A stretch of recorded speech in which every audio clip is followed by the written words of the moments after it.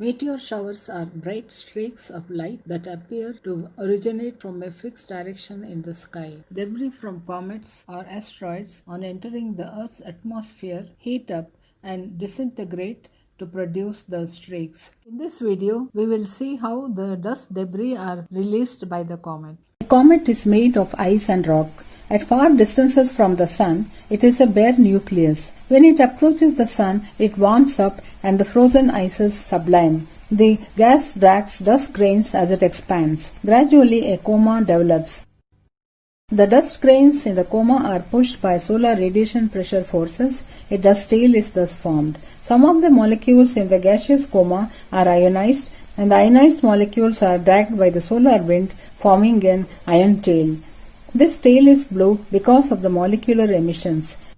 As we saw earlier, the expanding gases drag dust grains. The grains are of all sizes. Very small grains are dispersed by solar radiation pressure forces, forming the dust tail. However, larger grains of the size of a few millimeters or bigger are not affected by solar radiation pressure. These grains follow the path of the comet along the orbit. Even after the comet has left the inner solar system, its orbit is strewn by these cometary debris.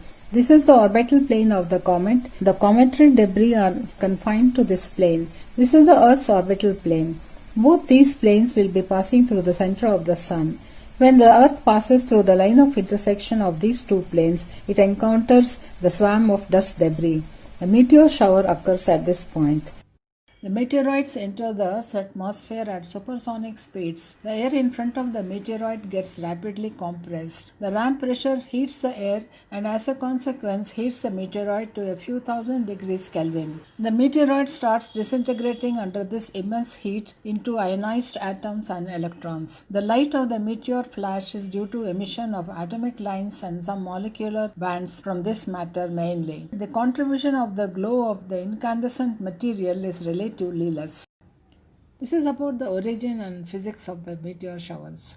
Let us next see why these appear on the same dates and appear to come from the same direction on the sky. The orbits of the Earth and the comet are fixed in space. The passage of the Earth through the cometary debris will therefore always be around the same date of the year and last for a few days. The peak date may shift over the years due to leap years.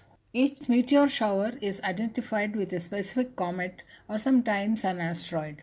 The direction in the sky from where the meteors appear to come, which is the radiant point, depends on the relative direction of the Earth's motion on its orbit and that of the direction of the movement of the dust debris, which is also the same every year.